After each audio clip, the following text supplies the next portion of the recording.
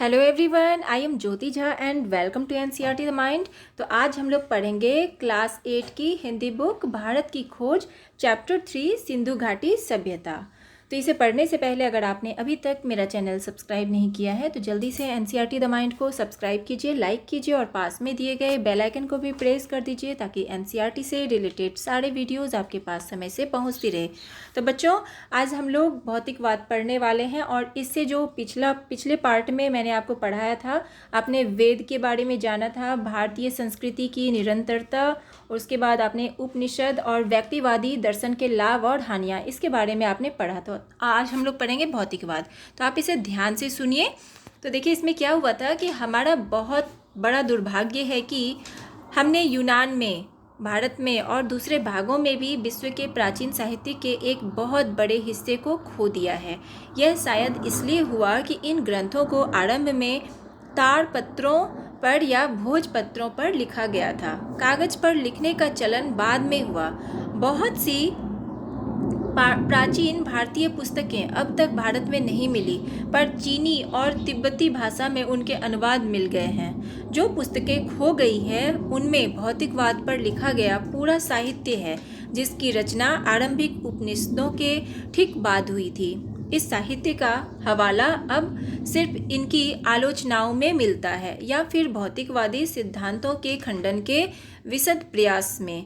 फिर भी इस बात में कोई संदेह नहीं है कि भारत में सदियों तक भौतिकवादी दर्शन का प्रचलन रहा और जनता पर उस समय उसका गहरा प्रभाव रहा। राजनीतिक और आर्थिक संगठन पर ईसा पूर्व यानी कि ईसा पूर्व 4वीं शताब्दी में रचित कौटिल्य की प्रसिद्ध रचना अर्थशास्त्र में इसका उल्लेख भारत के प्रमुख दार्शनिक सिद्धांत के रूप में किया गया है। भारत में भौतिकवाद के बहुत से साहित्य को पुरोहितों और धर्म के पुराणपंथी स्वरूप में विश्वास करने वाले लोगों ने बाद में नष्ट कर दिया। भौतिकवादियों ने विचार, धर्म और ब्रह्म विज्ञान के अधिकारियों और स्वार्थ से प्रेरित विचारों का विरोध किया। उन्होंने वेदों, पुरोहिताई और परंपरा प्राप्त विश्वासों पर विचार करते हुए यह घोषणा की कि विश्वास को स्वतंत्र होना चाहिए और पहले से मान ली गई बातों या अतीत के प्रमाणों पर निर्भर नहीं रहना चाहिए। उन्होंने हर तरह के जादू टोने और अंधविश्वास की घोर निंदा की। उनका सामान्य रुख अनेक दृष्टियों से आधुनिक भौतिकवादी दृष्टिकोण जैसा था। वे अपने आप को अतीत की बेड़ियों और बोझ से मुक्त करना चाहते थे, उन तमाम बातों से जो प्रत्यक्ष दिखाई नहीं देती, साथ ही काल्पनिक देवताओं की पूजा से भी। उनके अनुसार वास्तविक अस्तित्व केवल विभिन्न रूपों में वर्तमान पदार्थ का और इस संसार का ही माना जा सकता है। इसके अलावा ना कोई संसार है, ना स्वर्ग और ना नरक है, और ना ही शरीर से अलग कोई आत्मा। मन एवं बुद्धि और बाकी सब चीज़ों का विकास बुनियादी तत्वों से हुआ है। नैतिक नियम मनुष्य के द्वारा बनाई गई रूढ़ियाँ मात्र है। उसके बाद देखिए, तो ये आपने पढ़ा। उसके बाद देखिए, अब हम लोग पढ़ेंगे महाकाव्य, इतिहास, परंपरा और मिथक, इसके बारे में। तो प्राचीन भारत के 2 महाकाव्यों रामायण और महाभारत को रूप ग्रहण करने में शायद सदियां लगी होंगी और उनमें बाद में भी टुकड़े जोड़े जाते रहे। इन ग्रंथों में भारतीय आर्यों के आरंभ के समय का वृतांत है, उनकी विजयों और उस समय के गृह युद्धों का, जब वे अपना विस्तार कर रहे थे और अपनी स्थिति मजबूत कर रहे थे।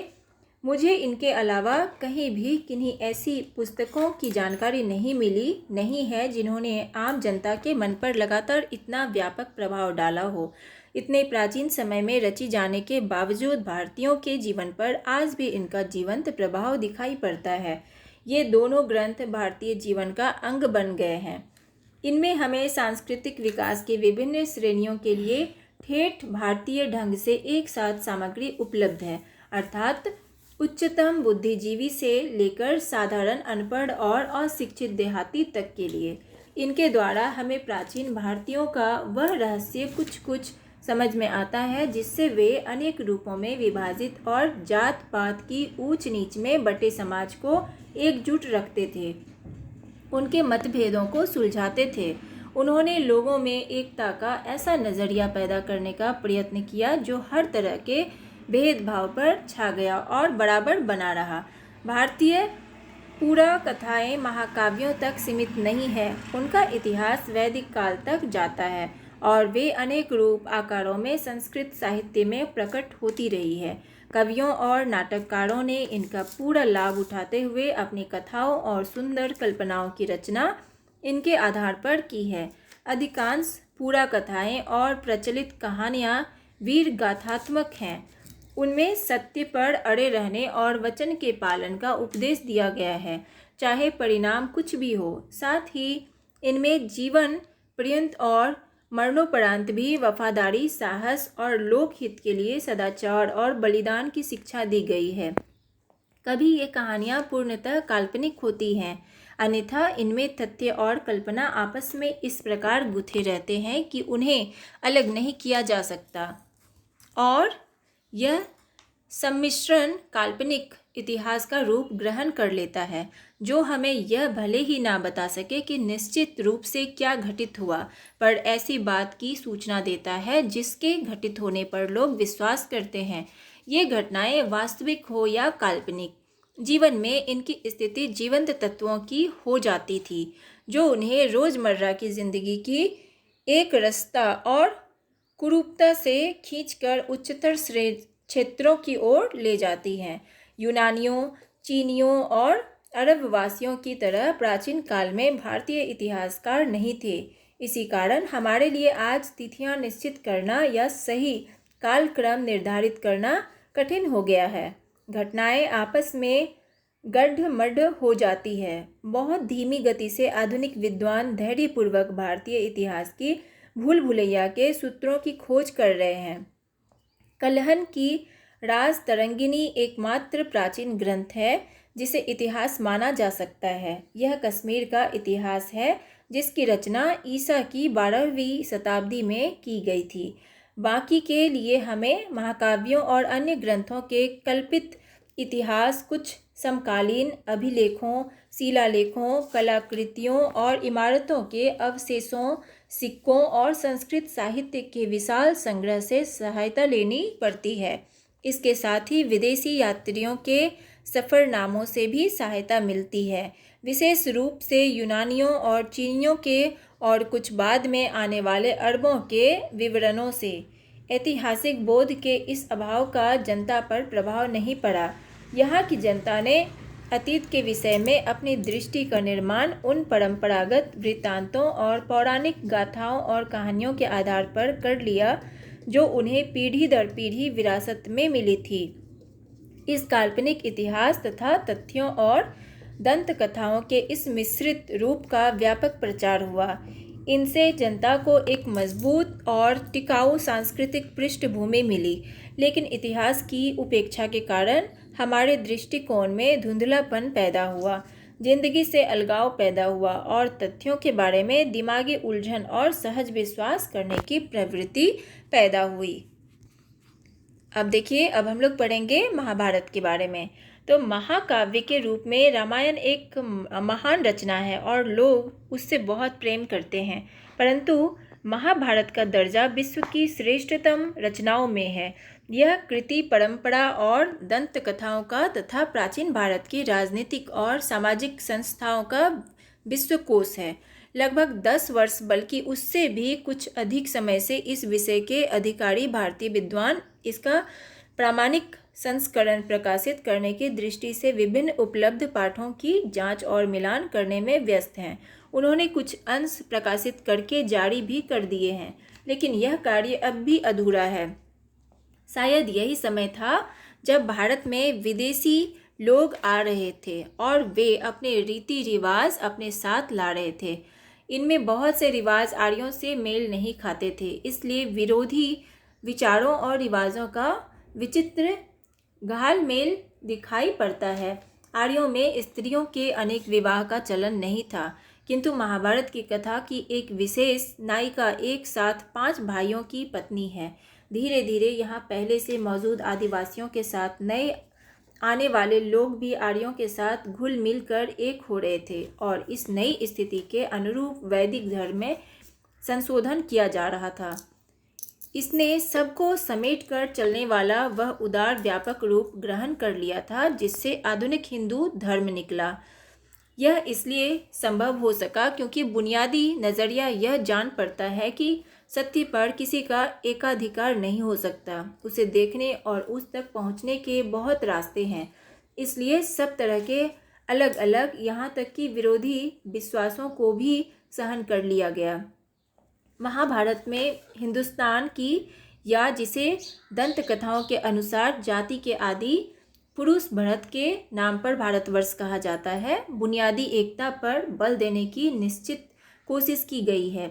इसका एक और पहले का नाम था आर्यावर्त, यानी आर्यों का देश, किंतु यह नाम मध्य भारत में विंध्य पर्वत तक फैले उत्तर भारत के इलाके तक सीमित था। रामायण की कथा दक्षिण में आर्यों के विस्तार की कहानी है। वह विराट गृह युद्ध जो बाद में हुआ और जिसका वर्णन महाभारत में किया गया है, उसके बारे में मोटे तौर से अंदाज लगाया गया है कि वह ईसा पूर्व 14वीं शताब्दी के आसपास हुआ होगा। वह लड़ाई भारत या संभवतः उत्तरी भारत पर एकाधिकार स्थापित करने के लिए लड़ी गई थी। इसी लड़ाई से एक अखंड भारत की अवधारणा की शुरुआत हुई। इस अवधारणा के अनुसार आधुनिक अफगानिस्तान का बहुत बड़ा हिस्सा भारत में शामिल था। इस हिस्से को उस समय गांधार, जिससे वर्तमान कंदहार शहर का नाम पड़ा है, कहा जाता था और उसे भारत का अभिन्न हिस्सा समझा जाता था। वास्तव में इसी कारण मुख्य शासक की पत्नी का नाम गांधारी यानी कि गांधार की कन्या पड़ा था। दिल्ली नाम का आधुनिक शहर नहीं, बल्कि इस इलाके के निकट बसे हुए हस्तिनापुर और इंद्रप्रस्थ नाम के पुराने शहर इसी समय भारत की राजधानी बने थे। महाभारत में कृष्ण से संबद्ध आख्यान भी हैं और प्रसिद्ध काव्य भागवत गीता भी। गीता के दर्शन के अलावा इस ग्रंथ में शासन कला और सामान्य रूप से जीवन के नैतिक और आचार संबंधी सिद्धांतों पर जोर दिया गया है। धर्म की इस बुनियाद के बिना ना सच्चा सुख मिलता है और ना समाज में एका रह सकता है। इसका लक्ष्य है लोक मंगल, किसी विशेष वर्ग का नहीं बल्कि पूरे विश्व का।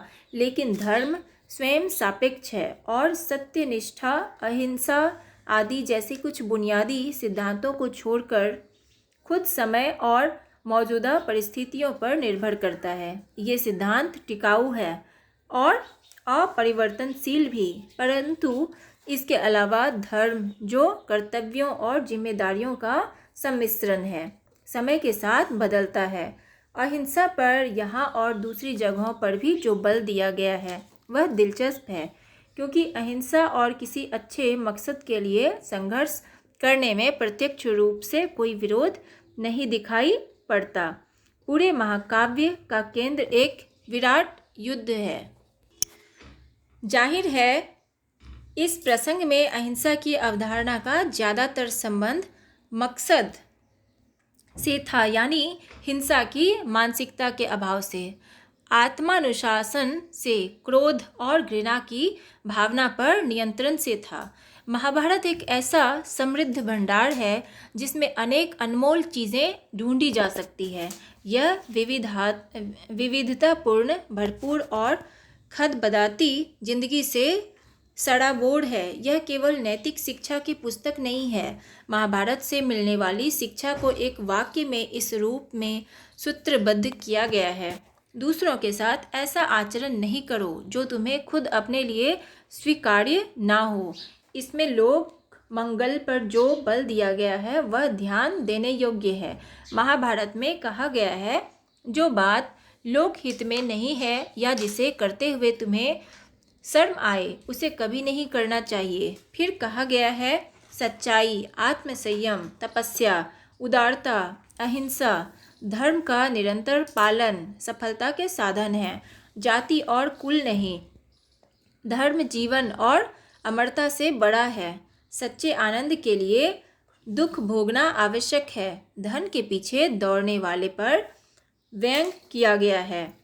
रेशम का कीड़ा अपने धन के बोझ से ही मरता है और अंत में एक जीवित और विकासशील जनता के लिए आदेश है और संतोष प्रगति का प्रेरक है। तो बच्चों, आपका ये जो है ना चैप्टर, आपका ये पार्ट ख़त्म हो चुका है। तो अगले पार्ट में हम लोग भगवत गीता के बारे में पढ़ेंगे। तो आज हमने महाभारत, रामायण ये सारे के बारे में पढ़ा। तो आप महाभारत ज़रूर पढ़िए, ज़रूर देखिए। तो इससे आपको बहुत सारी शिक्षाएं मिलेगी, जिससे आपको आगे ज़िंदगी जीने में भी आपको बहुत सारे आप शिक्षा पाएंगे। तो चलिए, अब हम लोग मिलते हैं अगले वीडियो में। तो आप इसे ध्यान से पढ़िए और इसे सीखने की कोशिश कीजिए। तो अगर आपको कहीं कुछ समझ में नहीं आ पाता है तो वो भी मुझसे आप पूछ सकते हैं। अगर आपको अच्छा लगा मेरा पढ़ाना तो मेरे चैनल को ज़रूर लाइक सब्सक्राइब कीजिए और पास में दिए गए बेल आइकन को भी प्रेस कर दीजिए, ताकि मेरे सारे वीडियोज़ आपके पास समय से पहुँचती रहे। तो हम लोग इसके आगे पढ़ते हैं नेक्स्ट वीडियो में। तब तक के लिए bye, take care, thanks to watch my video.